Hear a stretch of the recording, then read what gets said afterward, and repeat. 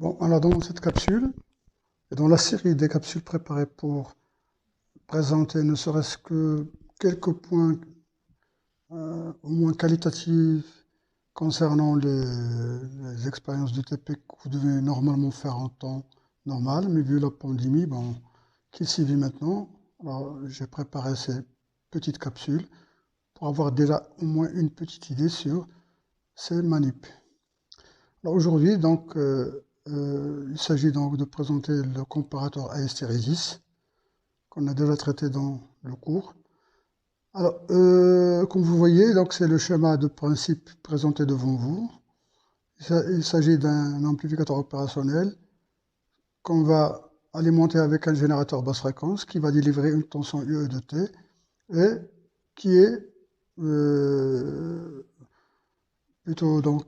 présente donc une réaction positive constituée de R1 et R2. Alors ces deux résistances-là constituent un diviseur de tension. Et on va prélever la tension d'entrée UE sur le canal 1 et la tension US sur le canal 2. On aura besoin pour cela d'un générateur basse fréquence. C'est ce que vous avez devant vous. Là, vous avez donc les boutons qui permettent de choisir ici les fonctions à utiliser.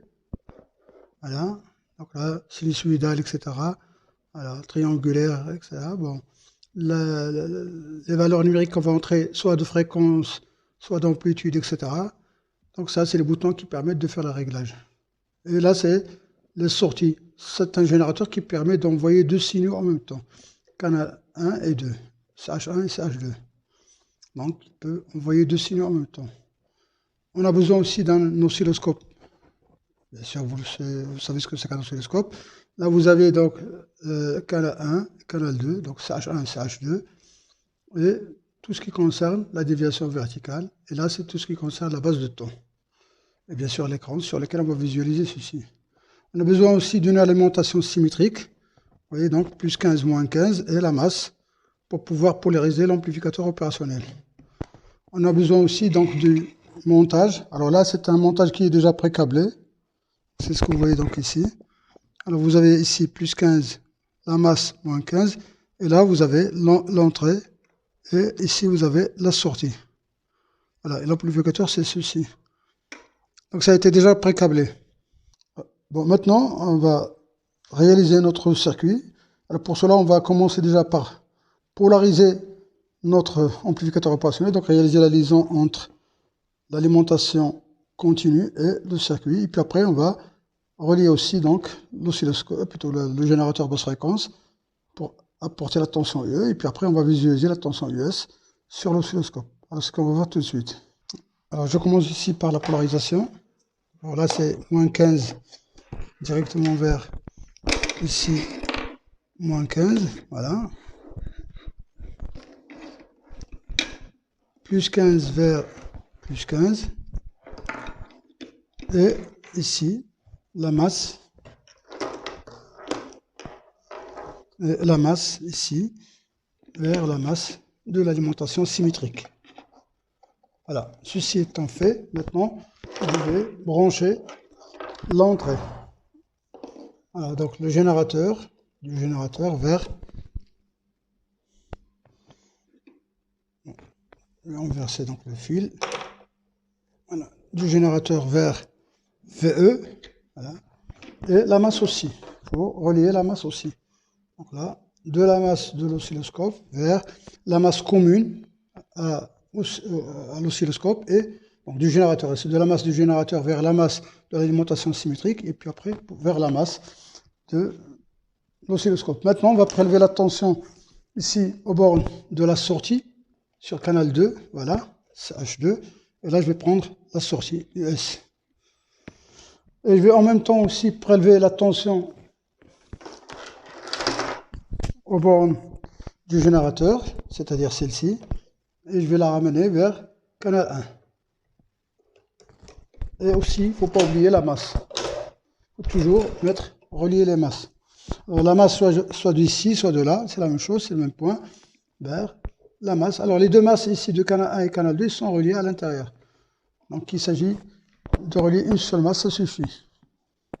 Maintenant, il faut mettre les appareils en marche, attendre un petit peu que ça chauffe, et puis après, on va observer les signaux UE de T et US de T sur l'oscilloscope. Alors, une fois que les appareils ont été mis en marche et que ça a chauffé, on observe maintenant donc l'image suivante. Alors, je vais rapprocher, je vois que le signal est un peu grand. Alors, en tout cas, je peux rapprocher un petit peu. On voit un petit peu la qualité de...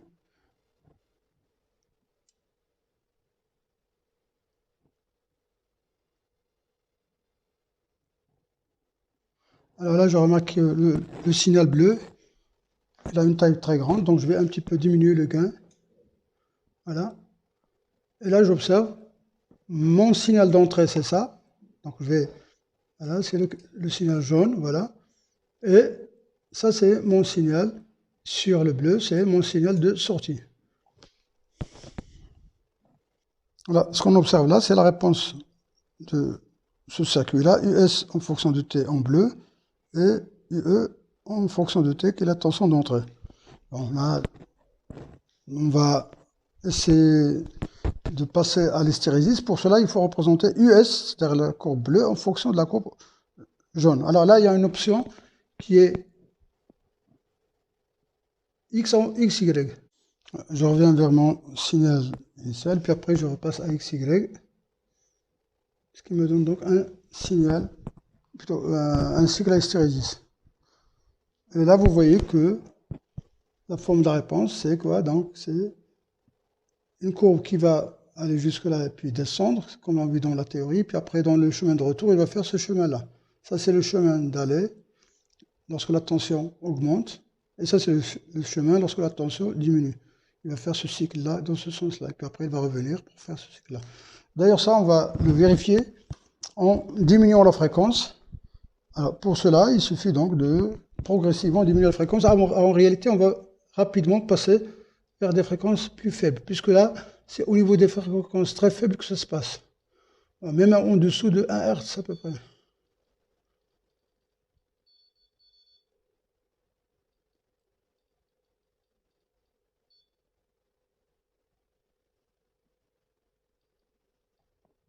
On va encore descendre en fréquence. Là, je vais un petit peu augmenter la taille de l'image.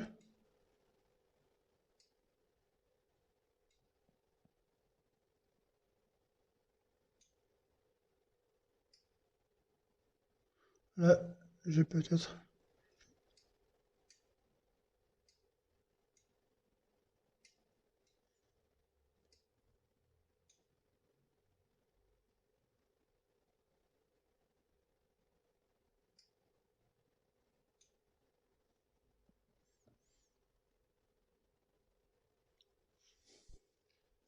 Je vais agir aussi sur l'amplitude du signal.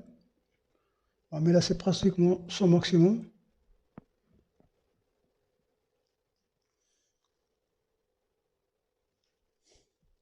Encore descendre un petit peu en fréquence.